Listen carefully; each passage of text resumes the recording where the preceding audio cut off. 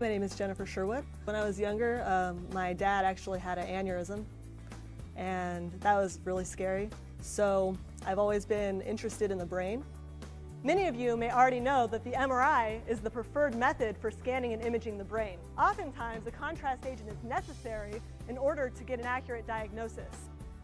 Unfortunately, the commercially available contrast agent is gadolinium.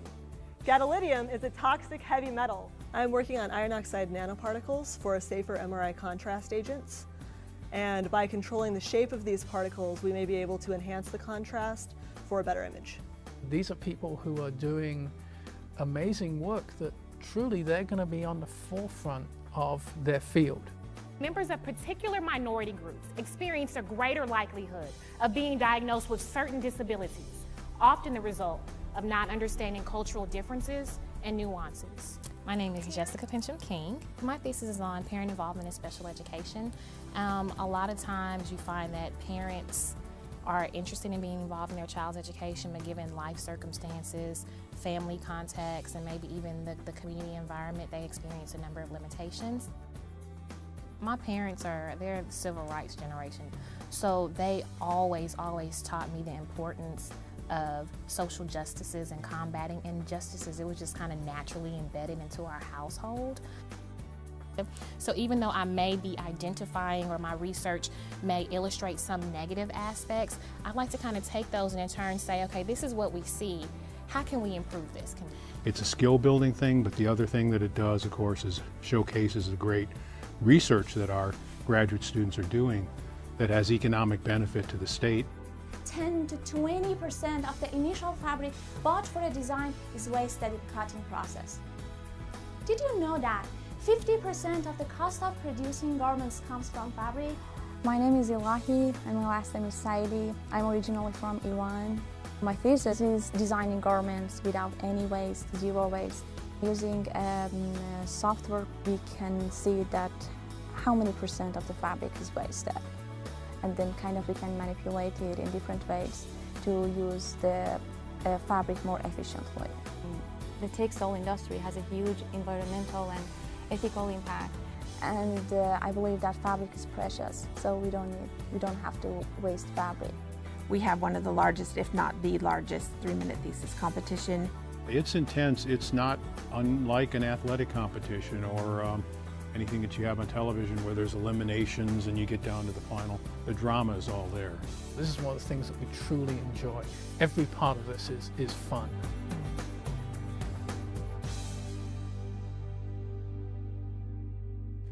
Thank you. Hi everybody, I'm Dr. Dave Franco, Associate Provost and Dean of the Graduate School. It's my great pleasure to welcome each and every one of you to a really terrific event here in the Capstone, and that is the second annual 3-minute thesis competition finals here at the university. The 15 graduate students who you're going to be hearing from tonight were gleaned from approximately 200 students who started out in competitions at the departmental level. What is a 3-minute thesis anyway? For those of you that don't know, it started out as a competition at the University of Queensland in Australia in 2008, and then in succeeding years spread to other countries in Europe, Hong Kong, Canada, and now in the United States in the last 2 years. Well, the essence of it is to allow a student to boil down all of their work into a real short presentation that they could give to anybody. It wouldn't have to be a specialist audience. An elevator speech. If they talk one word over 3 minutes, they are disqualified. They can have one static PowerPoint slide. It can't have any special animations. It just has to be straight to the point. And we have scholarship awards and research and travel grant awards for all of our campus winners. And audience, you are not passive observers here. We have some work for you. In following international 3MT competition rules, although the judges will pick our first through fourth place winners, your votes alone will determine the People's Choice Award winner. So now I'd like to introduce our judges panel, who will rank our 15 finalists on the basis of communication, comprehension, and engagement. And they will determine our first through fourth place winners. Judge John H. England Jr., Circuit Judge for the 6th Judicial Circuit in Alabama, and member of the UA System Board of Trustees. Dr. Kathy Randall, Chair of the Alabama Academy of Honor and of Pettis Randall Holdings, LLC. Dr. Joe Benson, UA Provost and Vice President for Academic Affairs and Professor of Geological Sciences. Dr. Carl Pinkert, UA VP for Research and Economic Development and Professor of Biological Sciences. Dr. Samori Pruitt, Vice President for Community Affairs. Dr. Kim Sievert, Associate Professor of Human Nutrition and Hospitality Management and Faculty Senate Liaison to the Research Advisory Committee. Mr. Will Guin, PhD candidate in Civil Construction and Environmental Engineering, and last year's first place winner and People's Choice Award winner at the competition in San Antonio. Could all of you please stand and recognize or receive our recognition? Thank you.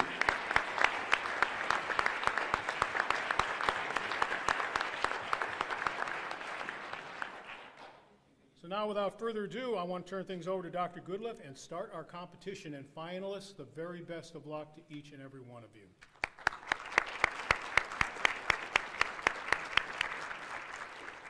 Our first speaker is Mohammed Al-Zarad.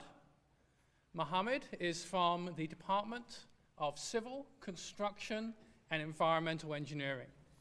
The title of Mohammed's talk tonight is A Framework to Apply Hedging to Mitigate the Risk of Construction Materials Price Escalation. Inaccurate estimation of material cost is #1 reason for a project to run over budget. So that's the idea of my thesis, to find a way to introduce a new way to fix the price of construction material up front. I am originally from Syria. I moved to the United States about 5 years ago. Hedging is a financial term. Usually we heard about it a lot in Wall Street. This is the first time somebody brought this term to the construction industry. Engineering is an applied science, it's not only theory. This is the beautiful thing about engineering. I propose the idea of using hedging to mitigate. My name is Levi Presnell. I applied to the master's program in communication studies. Thought it would be a really good degree to get the doctorate as well. At the heart of this controversy is an important question. Why is gaming culture so hostile to difference? Video games are made for and played by young white males, and that reflects in their attitudes. I wanted to explore and just kind of to systemize maybe some of the things that I was seeing and provide vocabulary for people to talk about it, because we need to have these discussions. Well, this accusation was proven false, but as others... My name is Jennifer Sherwood. I am originally from Sierra Vista, Arizona. I've always been interested in science, but when I was younger, my dad actually had an aneurysm. A lot of things went right for him to have lived and not had any problems. I think it definitely inspired me to stay in the biological, biomedical area. So being able to work on developing a safer contrast agent that can help in the fast diagnosis of any sort of brain problem is great for me, because a lot of times when you do have an issue with the brain, a fast, accurate diagnosis is essential.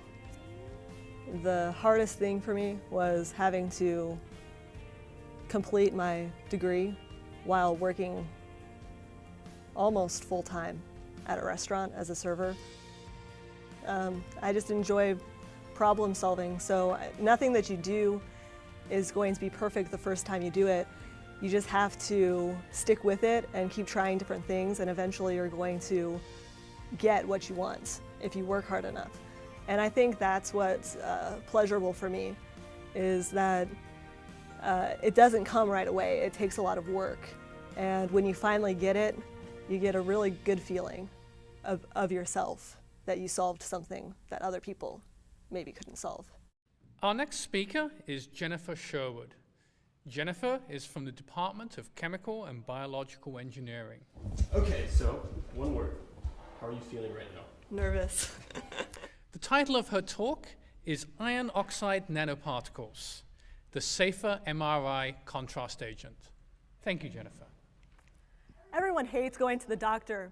There's always a lot of poking and prodding and tests involved. Fortunately, the doctors have a number of tools available to make this process as painless as possible. One of these tools is magnetic resonance imaging, or MRI. Many of you may already know that the MRI is the preferred method for scanning and imaging the brain. The MRI can also be used for more routine diagnosis. If you have ever injured your knee playing sports, you may have gone to the doctor to get an MRI to make sure that you didn't have any lesions or tears. If you have gotten an MRI before, you may remember you had to get an injection first. This injection is a contrast agent used to generate a detailed image. Oftentimes, a contrast agent is necessary in order to get an accurate diagnosis. This is easy to tell when you examine the two images of the same brain on my slide. As you can tell, the brain tumor is only apparent in the image of the brain with the contrast agent. Unfortunately, the commercially available contrast agent is gadolinium.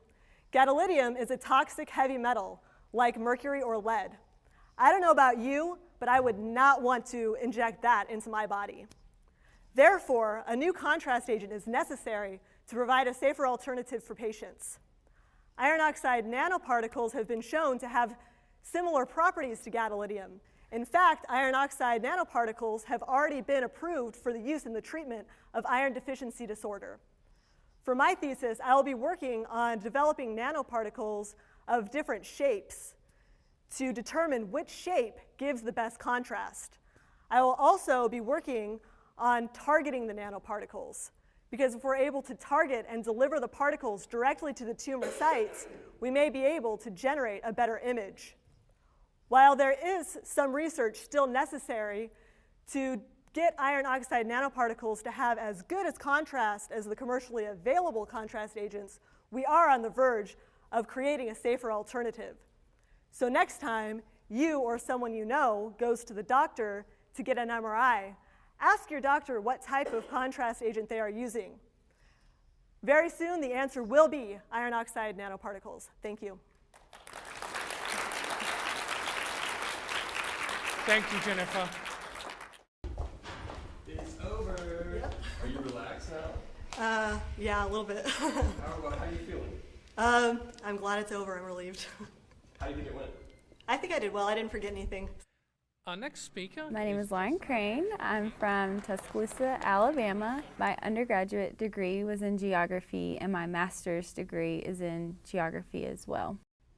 My research objective was to generate economic benefits from expanding state park tourism.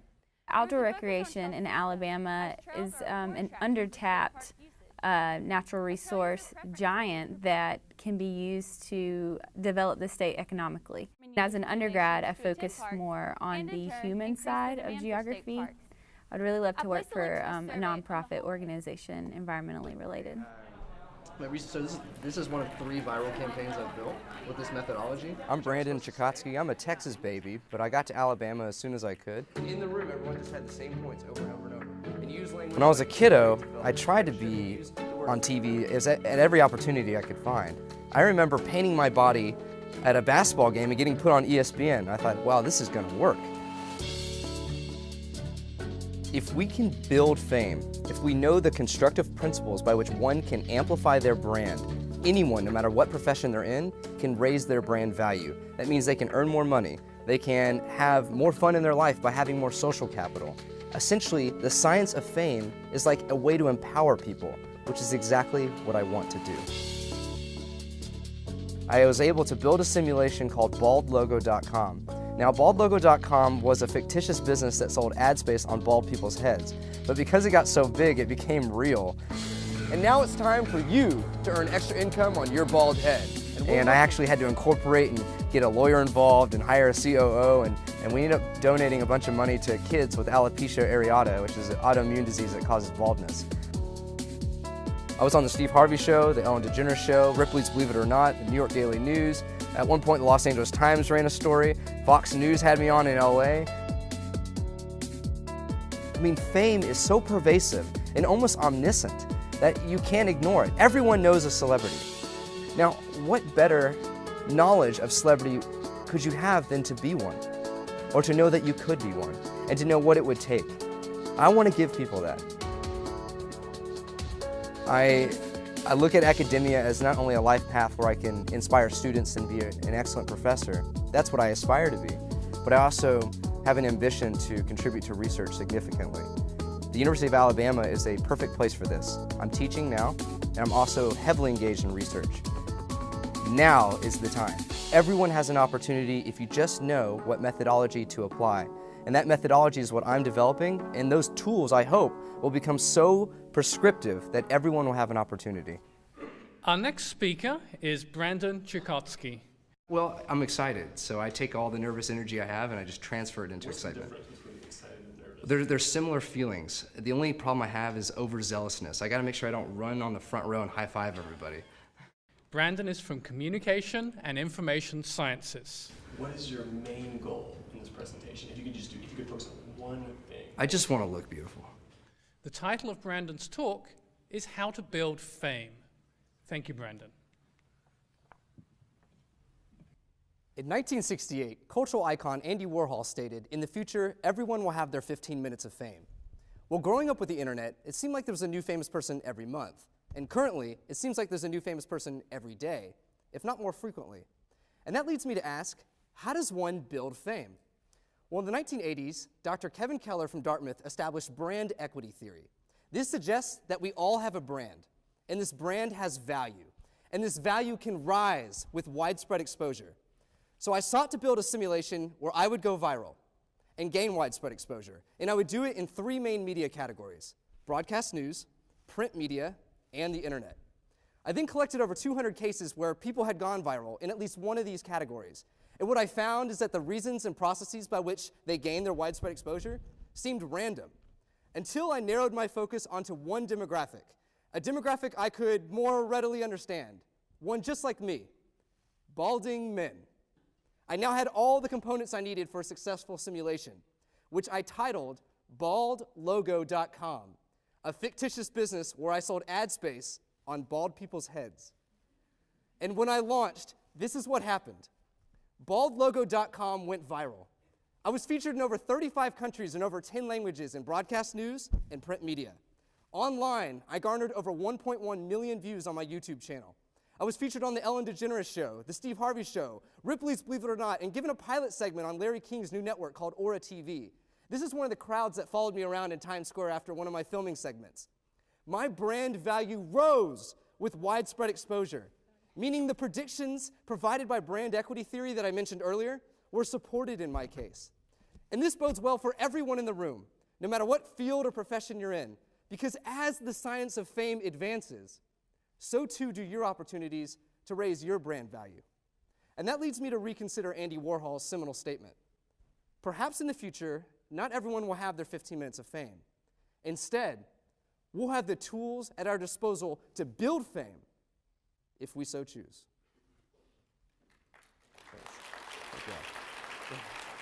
Thank you, Brandon. Thank you. Well, I feel great. I actually want more. I want to go back out there and just hang out. I love the attention. I love the crowd. All right, what do you want to talk about? I don't know. What's the worst thing you've ever done? I'm Ryan Feiner. I'm from upstate New York originally, and I came down here to study geology, and I study pretty much petroleum industry, so that means looking for oil. The goal of my project is to reduce the amount of oil wells we drill and make the ones we do drill in the future more productive. I studied the marine shale, Mississippi and Louisiana. I'm looking for oil beneath the surface of the earth, and yeah, I use statistics to do it. Your profession changes who you are. You know, you can talk to an 80-year-old geologist, most experienced in the world, just the nicest guy. He'll sit down and talk to you, even if you don't know anything. These tools measure everything from I get to pick who I want to be. I want to be a jerk. I got into geology because I thought geologists were cool. My name is Rachel Thibodeaux, and I am originally from Dallas, Texas. I am a second-year graduate student in the Department of Psychology, and my area of study is children's cognitive development. I've always been interested in trying to help people, but I knew that medicine wasn't really the route for me, so I was lucky enough to get an internship experience in high school that exposed me to educational interventions, and I found that this is a way that I can really help children and help people. And so that's what really got me interested in this field. In my area of research, we're really trying to get back to the basics of teaching students how to think critically and how to have those higher order thinking skills that will allow them to succeed later on in life. And those skills are really important when just knowing the facts isn't going to help you succeed anymore. So I'm really interested in improving children's school readiness, and we're finding that we can do that very early on, as early as preschool. So we've seen a lot of research that shows cognitive benefits of engaging in pretend play, but all of these studies have been correlational, so we don't know the directionality of this relationship, and we don't know what's causing what. So that's what I'm really interested in. Does imaginative play cause boosts in executive functions, cognitive development, learning potential? So that's what I'm studying with my thesis, and we're finding that it does. So engaging in pretend play helps children focus better, it helps with their self-control, and we're still in the preliminary stages of data collection, but we're already finding these benefits to pretend play. I'm can be pretty goofy and silly sometimes, so I think that really helps in my research, being able to just let go and be with the kids and kind of follow their lead with this play research. So we let them come up with all the imaginative themes that they want to participate in. So just being really flexible and kind of playing along with them, and sometimes having to get into a silly character just to keep them going with the research. So that's really helped me in my area. So. It's right over there. Okay, let's all go inside. Can we get inside? Yes.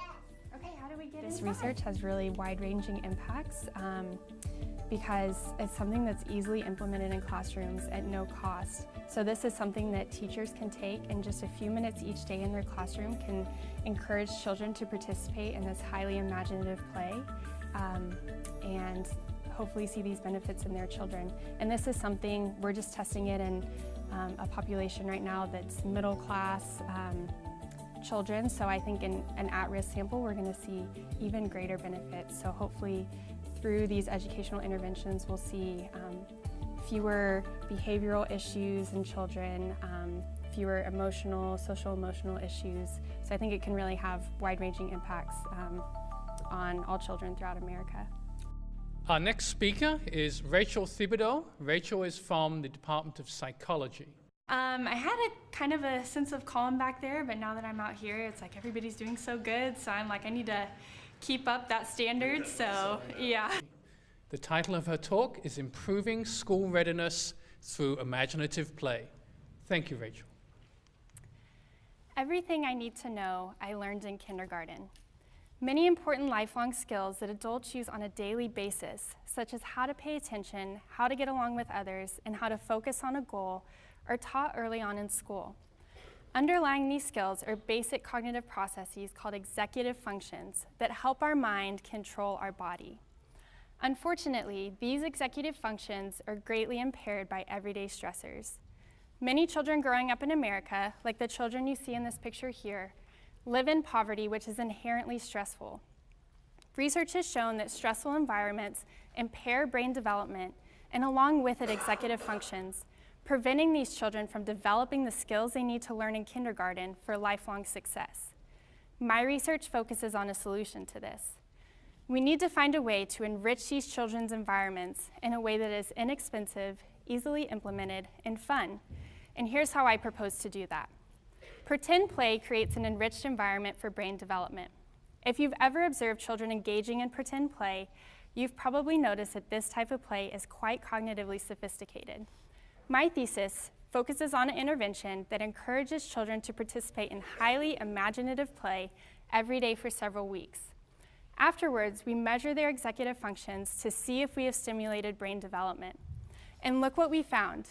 After the intervention, the errors children make in shifting their attention and the problems they have controlling their behavior decrease significantly.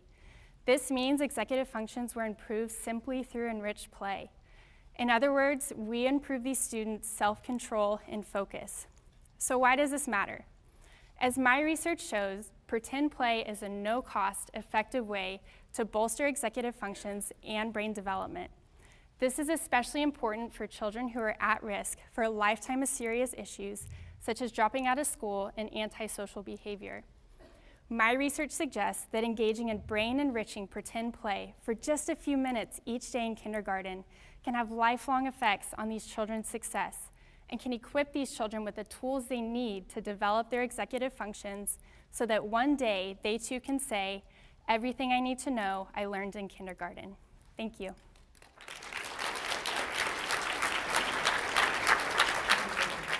So it's kind of hard to remember if I said everything I was supposed to, so it's all a blur at this point, so I guess we'll see here in an hour or so how it went. Our next speaker. My name is Paul Eubanks, and I'm from Kinston, North Carolina. I'm doing a PhD on salt and how the American Indians of the southeastern United States made and used salt. Not only did this mineral play a vital role in keeping people alive, it also encouraged trade, provoked wars, and even helped lead to the rise and fall of empires. I've always been interested. Ever since I was a kid, I'd go out in my backyard and dig and try to find cool things, lost treasures, diamonds, or whatever. And now I get to do that for a career, which is pretty exciting. My professor was like, "Come and support Stephanie." He was like, "I can't. I've been training." My name is Stephanie Parker. I'm a PhD student in the English department. I think I've always been interested in stories that are on the margins. I grew up in North Alabama, and my grandmother's actually Japanese. So I'm a quarter Japanese, but nobody could really tell I'm Japanese American. They're just like, "You're not quite white." And then I dropped out of high school, so that's sort of being on the margins. I had this one English teacher that told my dad that I would never amount to anything. Like, what does that mean? I mean, so if music be the food of love, play on. I took a night class at a community college, and it was World Lit 1 with a professor that Miss McFeeters, she changed my life. But I do think that I've always been interested in the power of narrative and being able to tell stories that don't get told. So I'm analyzing narratives of Japanese American incarceration, specifically visual narratives of Japanese American incarceration.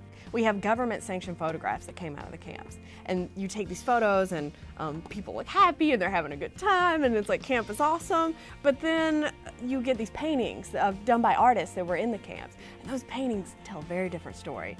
I want us to embrace a multivocal view of history, which is hearing these many, many voices at the same time, instead of just hearing the singular voice of, say, an academic talking about something. When we see a painting or we hear a story, we feel things, and those emotions on our own, they belong to the person who created that. And so that's called empathy, and I think that empathy makes us better human beings. One thing that has been born out of the dissertation is a project called Alabama Identity. So I've got that up and running where I'm collecting narratives of marginalized identities from Alabama and in the South as just kind of an open space for people to tell their story and for us to read about all the different people that live in Alabama that might not fit into the kind of monolithic representation of Southerner that we see. That's why I ended up in English. It was really that curiosity about what it means to be human and how we navigate that humanity. So I actually think, as naive as it sounds, and I really do believe that it can change people's lives for the better. Our next speaker is Stephanie Parker from the Department of English. I'm feeling pretty shaky, a little nervous, but it's at that point where I just want it to be over, you know? The title of Stephanie's talk is The Democratization of Narrative. Thank you, Stephanie. So when we look at a Picasso, it might make us feel a little uncomfortable because we're no longer seeing things from a single perspective, but impossibly from multiple perspectives all at the same time. So histories are like this too. So we read a textbook and we get this single perspective of history. And maybe we even get to say, well, this feels nice and safe because this is the truth and this is what happened. But in reality, we know that there are multiple other perspectives out there. And in particular, we know that there are perspectives from those who have been marginalized or oppressed. So I've analyzed narratives of Japanese American incarceration. I've looked at the government-sanctioned photographs against paintings done by those in the camps. I've looked at monuments and headlines and interviews and museums. And I can tell you that when we look at this historical event from multiple angles, what we get is something more like our Picasso here, at times a contradiction. So it doesn't make one all true and the other all false. It just means we're seeing things from multiple perspectives. And that's part of what primary voice is about. It's about access to the primary voices of those telling stories. So it's about not just primary source, but the literal voices. So in the case of Japanese American incarceration, our technology enables us to have access to the literal voices. So instead of reading a scholar's transcript of an interview, we could actually go to YouTube and look up the video itself and hear the voice and see the expressions of those who were incarcerated. Because what happens when we take something that's in narrative form and we turn it into an academic document, or we take something from a primary voice and we filter it through the voice of a scholar, is we lose much of the pathos or the emotion. And it's the pathos and the emotion that makes narrative so powerful. So you think you read a novel and you feel fear, even though you know you're not in any danger. Or you feel joy and sadness, even though your life hasn't changed at all. So that's the amazing thing about narrative, is that we actually feel the emotions of someone else. And that's called empathy. And empathy can make us better human beings. And so in this way, narrative actually has the power to make us better human beings. And what could be more important than that? So I've argued that we redefine, democratize, and embrace narrative as a form of scholarly inquiry. And if we can accept that the voices of those who are marginalized or oppressed are equally as valid as the voice of a scholar, and if we can accept that narrative is a valid form of scholarly inquiry, and that when we look at historical events from multiple perspectives, we're going to get something that looks a lot like this. If we can accept all these things, I believe that we can alter the way we look at stories of human struggle, and that change will make us better people and build a better world. Thank you.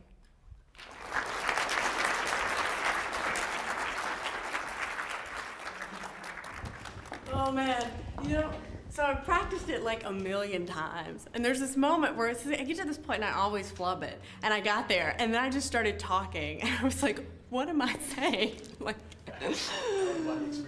yeah, I did, because I was just like, and that's what primary voice is about, and I was like, oh man, like I am totally off script here. I didn't say that, thank God, I just kept pushing through, and maybe it wasn't noticeable. This is a semester-long event. We're starting out in September. In 1968, cultural icon Andy Warhol stated, I'm already rolling my eyes. I had done this so many times. Okay, sorry. Yeah. Giving the students extra training in how to give a presentation. We have some fantastic people on campus who are nationally known for this. People like Alexa Chilcutt, who has just been amazing. We estimate between 150 and 200 grad students participated at some level, and then the departments nominated a couple of their best. We have a session that's kind of like speed dating, where people give presentations to one another and critique each other. So that growth process is really exciting to see. Those students then enter our semifinal competition. And our semifinals this year, we had 45 participants. We had 3 heats in the semifinals and 3 sets of judges picking 5 finalists out of I think a dozen competitors. And those 15 finalists then, all done independently, competed in the finals. Our next speaker is Jianing Ji from Information Systems, Statistics, and Management Services. The title of her talk is Integrated Supply Chain for Holiday Shopping. Thank you. My dissertation is inspired by my own shopping experience before the Christmas. My name is Jianing Zhi, and I am from China. We had the first supermarket, Walmart, around 1999. Supermarket changed the life of my life, based on the shopping. So this is my first motivation. When I choose a major in the college, I choose operations management. I wish I can, first find a job in the United States and work here, because, we have more opportunities here. So you can get uranium, you can get gold. Well, my name is Joseph Meany. I'm a PhD student in the Department of Chemistry. I'm from a small town in southwestern New Hampshire called Keene. It's a little bit outside out of Boston.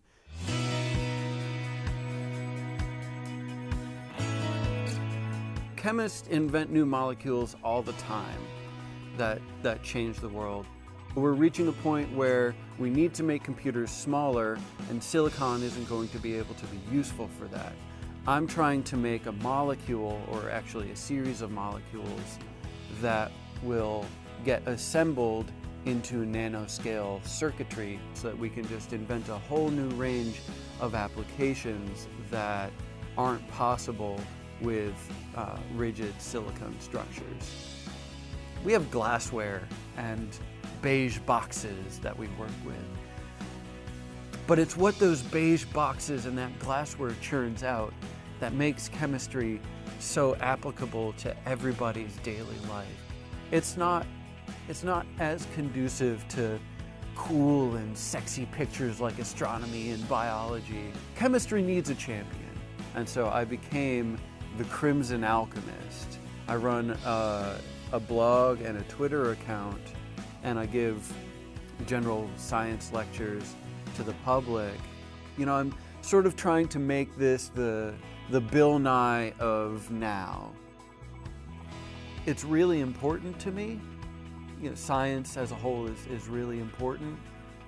Being able to take matter and change it almost at will, and then actually see that process happening, is just mind-boggling to me.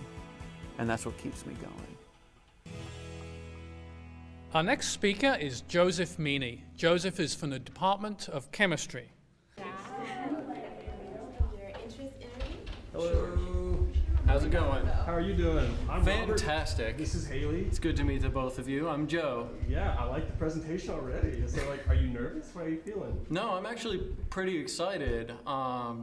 I've got myself sort of into the mindset that right now I've done all that I can do, so really it's just in the hands of the judges. The title of his talk is Molecular Circuitry, the Little Things That Matter. Thank you, Joseph. Chemists invent new molecules that change the world. Aspirin, Teflon. From the pharmacy to the frying pan, chemistry impacts your daily life in thousands of ways.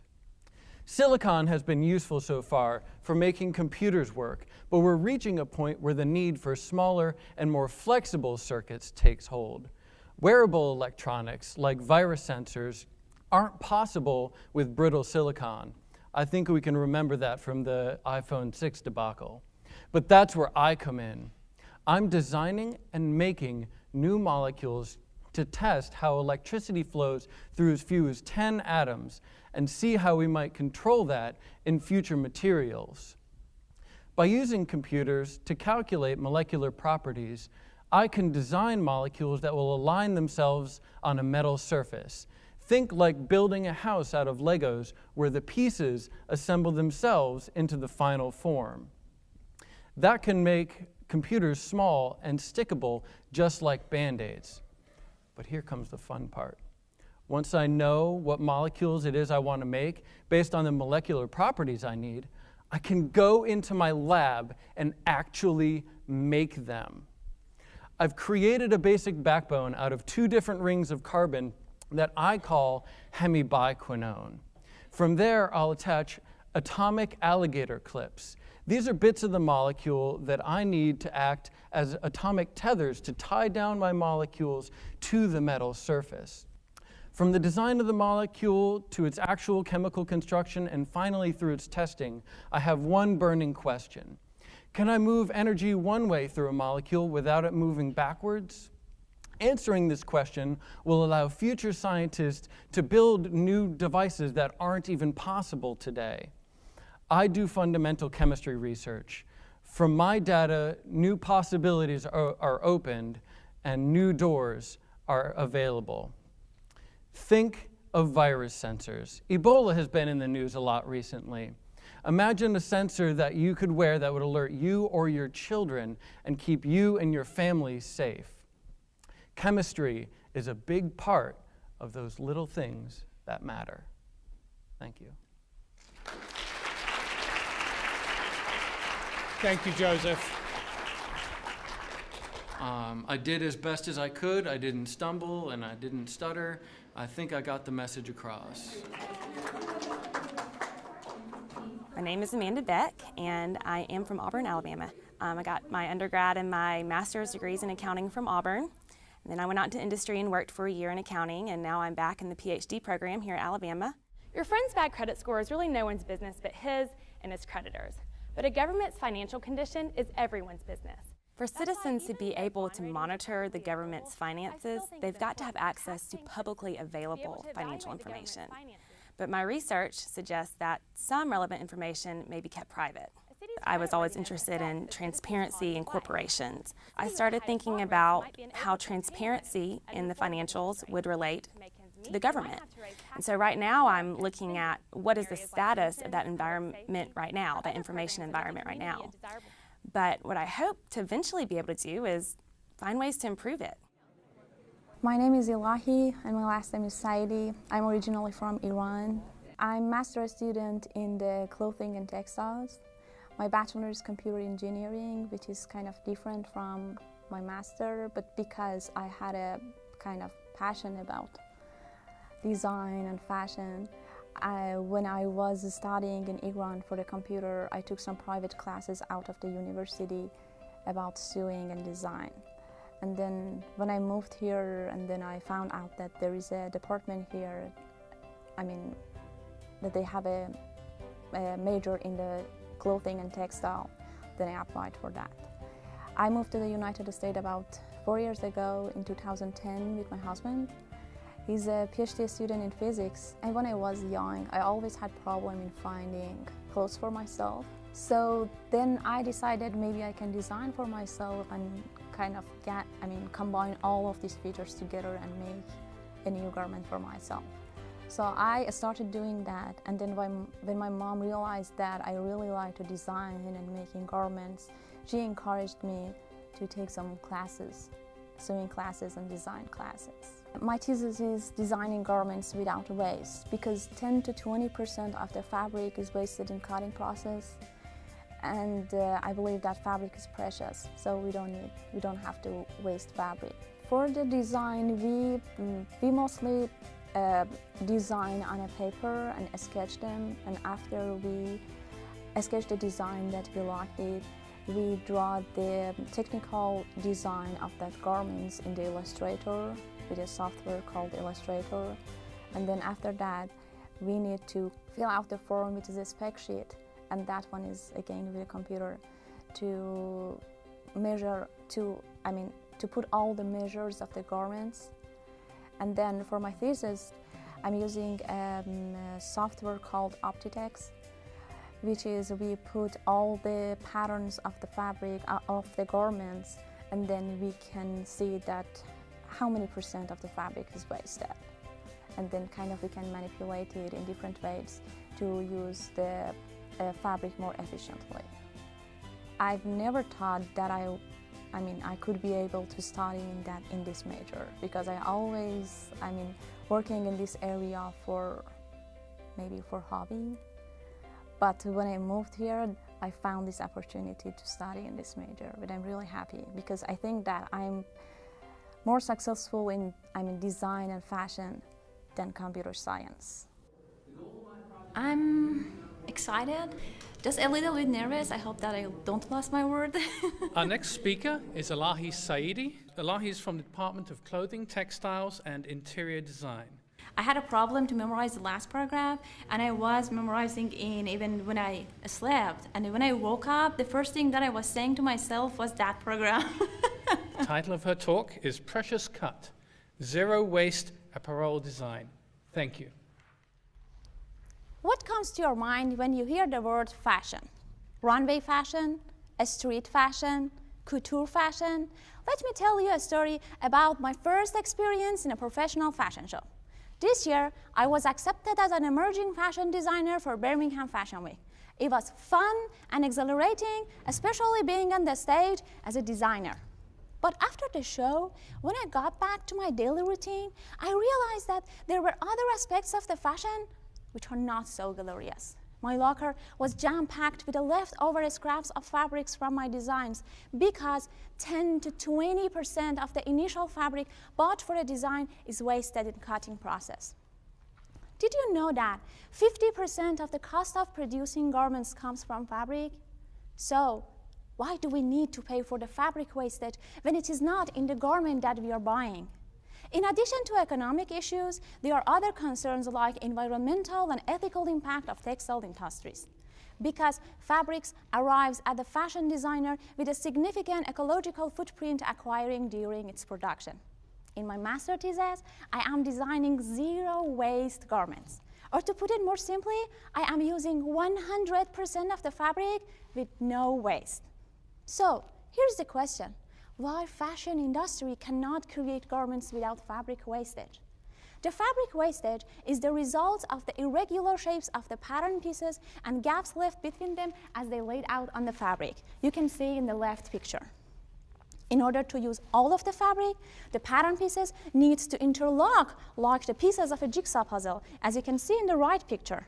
My challenge as a designer in my practice-based master thesis is to create geometrical pattern pieces that can interlock perfectly, yet keeping the desirable appearance and fit of the garment, which I have been successful to create several zero-waste garments so far, and my ultimate goal for my master thesis is to create at least 10 fashionable zero-waste garments. Fabric is the backbone of the fashion, and fashion by nature is the antithesis of sustainability.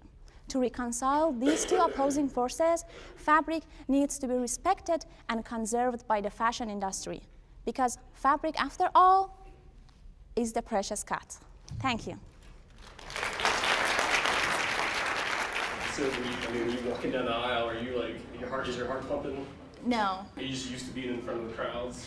No, especially with the second language. No, not at all. Maybe it's my second time. The first time was the semifinal, and this is my second time. Our next speaker is from the Department of Psychology. My name is Coral Marshall. I'm from Huntington Beach, California. I study mass communication with an emphasis in sport media, and I look specifically at sport deviance, how off-field deviant actions impact on-field perceptions. Well, the implications of this are far-reaching, right? It means people who are performing well on the field are more likely to be liked after they're accused of a deviant action.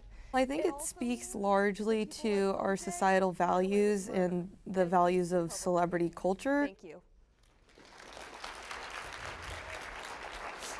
My ideal situation, I would work in academia and also do consulting work in professional sport. I feel intellectual, so am I looking like it? My name is Jessica Pincham King. I am from Dallas, Texas. My field of study is social work. For me, there was no doubt about working in the educational system or working with children, either whether it was directly or indirectly. And the more I learned more about myself and means to combat injustices, it kind of all fit together. I hypothesized that the more African American parents were involved in their child's special education processes, the less satisfied they would be. As opposed to Caucasian parents, the more involved they were, the more satisfied they would be. There's this notion called disproportionality, and that's where minority children have a greater likelihood of being diagnosed with intellectual disabilities, learning disabilities, sometimes, unnecessarily, and that's discriminatory when you think about it. Why are these children? The studies have shown that even in school systems that are predominantly white and that have very, very low percentages of African American children, the percentage of African American children in special education was very high in comparison to their white peers. And so because of that, I use that as a foundation of saying hey, because these parents are involved because they're not satisfied. That's why they have more involvement, because they don't agree with the decisions and the plans that are being made. And I think that's kind of what sets my research apart, or just kind of brings another angle to the discussion. A lot of people choose to ignore the role that race plays in things like that. And it's not to say that you're prejudiced or you're elitist or you're ethnocentric. You just have to see it for what it is in many cases. Our next speaker is Jessica Pincham King. Jessica is from the School of Social Work. The title of her talk is Parent Involvement in Special Education. Thank you, Jennifer. Jessica. Special education is a specially designed instruction provided at no cost to parents in order to meet the unique needs of children with disabilities. As recent as 15 years ago, children with disabilities were educated in separate wings of our nation's schools, isolated and segregated from their peers. Although that is no longer allowed, what's even more disheartening is federal data reveals that members of particular minority groups experience a greater likelihood of being diagnosed with certain disabilities, often the result of not understanding cultural differences and nuances. Countless research and education policies have illustrated the importance of parent involvement in education for all children, yet for children in special education, parent involvement can be a significant puzzle piece for ensuring quality services and accommodations. Parent involvement consists of school-based activities, activities engaged in the home, as well as community events parents choose to expose their children to. In particular, special education, though, much of the involvement activities are conducted on-site at the school and require an extensive amount of communication between school staff and administrators. There's this underlying perception that when parents aren't involved, they simply don't care, when in fact they do. Maybe they work multiple jobs with extensive hours, or feel alienated by the school, or are the primary caregiver of an aging parent. Regardless of the circumstances, you have to wonder whether these parents see their glasses as being half empty or half full. Now, the research does suggest means to which schools can facilitate involvement for these parents, yet the research hasn't necessarily tapped into whether or not specific parent involvement activities are associated with the child receiving comprehensive special education services to meet all of their unique needs, not just simple instructions to help their grades improve. My research points to opportunities that schools and families have to meet in the middle to ensure better educational options for students. My dissertation is addressing this through two primary research questions. One, is school-based parent involvement associated with children receiving comprehensive special education services? And two, is school-based parent involvement associated with parents being satisfied with the services their child receives? My ultimate goal is to ensure that all children receive a quality education through systematically putting the pieces of the educational puzzle together. Thank you. Thank you, Jessica.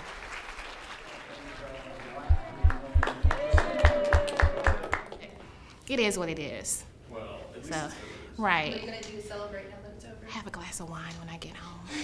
Oh, I Lord, am. come on. This is for television, so have a glass of wine when I get home. Okay, the next item on the agenda is for you all to actually complete your People's Choice votes. Please enjoy our refreshments, and we'll see you back in here at 7:25. Thank you.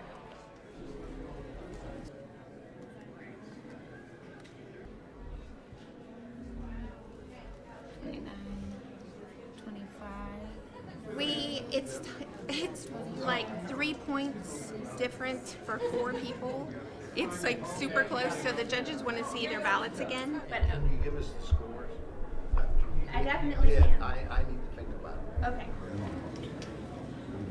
I'm good with 1 and 2. It's 3 and 4 then. All right. So let's do a vote. That works. All right. That's where we're going. So in 4th place, Jennifer Sherwood from Chemical and Biological Engineering. Jennifer.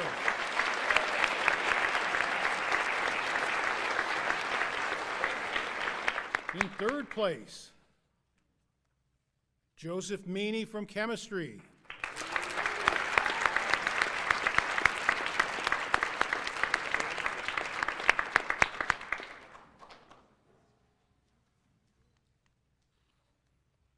In 2nd place, Stephanie Parker from English.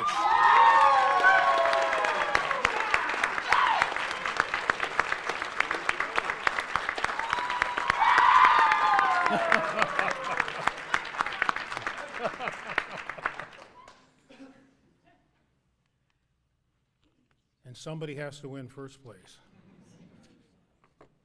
Brandon Tchaikovsky from Communication and Information Sciences.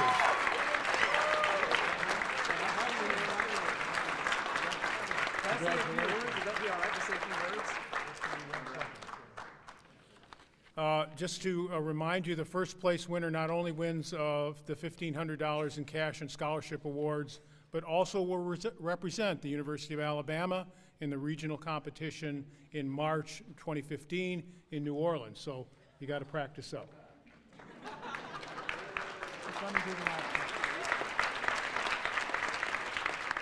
And our People's Choice Award winner this year is Jessica Pincham King from Social Work.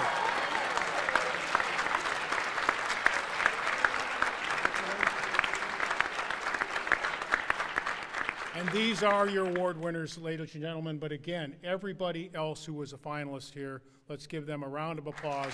They're all winners.